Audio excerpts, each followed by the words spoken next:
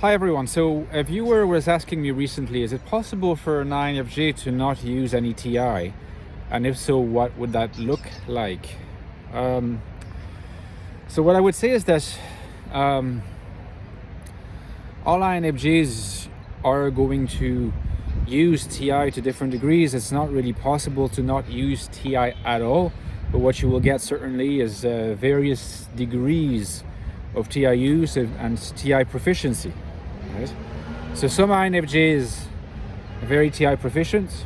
They switch to TI very quickly. And then some INFJs don't switch to TI easily and are not TI proficient. Doesn't mean they never use it. They do, but in a bungling and kind of awkward way, not very competent fashion. Now, the interesting thing is that you could actually make the point that there's also such a way as overusing TI, where an INFJ overuses TI at the expense of other functions, for example, FE or even NI. So in the first case, the case of the INFJ that doesn't use TI very much, what you're going to get is an INFJ that is basically not very oriented to coherence in their thinking. INFJs that are not very oriented to systematicity in their thinking. You can find that in compliant INFJs, like the adaptive submissive INFJs. You can also find it in solipsistic INFJs. You know, it's a mistake to think that just because you're a solipsist means that you must always be looping NI and TI. There is the variety of INFJ solipsist that loops NI and TI, in which case we may in fact sometimes talk of an over-reliance on TI. But there's also the solipsist who is very much NI focused and ignores TI, and that has certain consequences, you know. Now, the compliant INFJ example is a bit easier to describe because they're INFJ who are lost among others. They're in the world. They are very eager to obtain the approval of others, to act in such a way that they're validated by others. It's not really driven by a need for praise so much as security. This particular kind of INFJ seeks security by appeasing others, by pacifying others in a kind of anticipatory and proactive fashion. Preemptive pacification could be a way of describing this.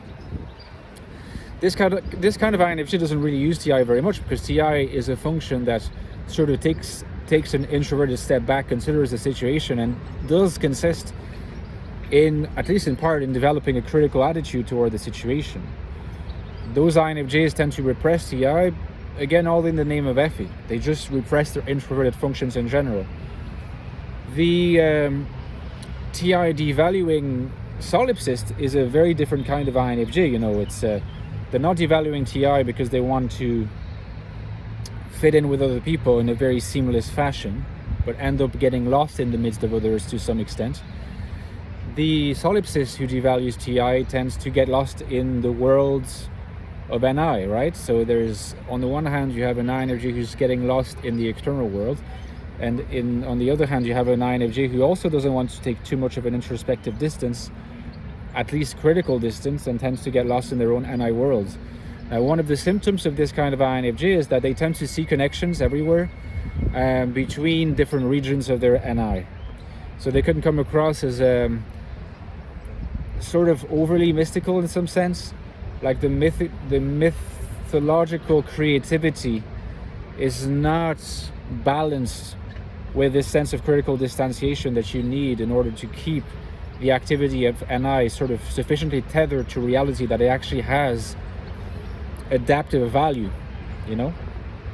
So the NI world loses its adaptive value, at least some of its adaptive value, if it becomes completely divorced from the external world.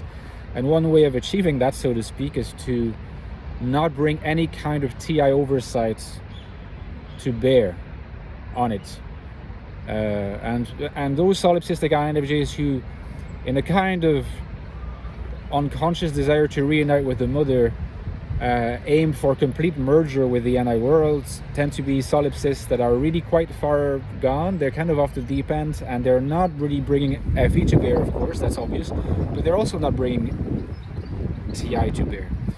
So in some sense, for the adaptive submissive, I think the issue is less consequential. TI can be brought into the picture by encouraging these INFJs to take more of a critical attitude toward others and themselves. Often the solipsistic merger type INFJ is going to be so in love and fascinated by the NI world that it's going to be harder for them to develop TI. Paradoxically, and even though they are prima facie very introvertedly oriented. So hopefully that was useful. Let me know in the comments what you thought of this video, guys, and where you think you fall in this hierarchy. Perhaps you're secure, perhaps you're spiritualized, but let's have a conversation. Of course, if you enjoyed this video, for referencing purposes, a like is always really welcome, so I thank you in advance for that. Don't forget that you can get my book, The Infinite Soul, at the link below, which is my latest book. It looks at INFJ life in the modern world, how INFJs can lead an authentic existence as INFJs and find purpose, meaning in the world today.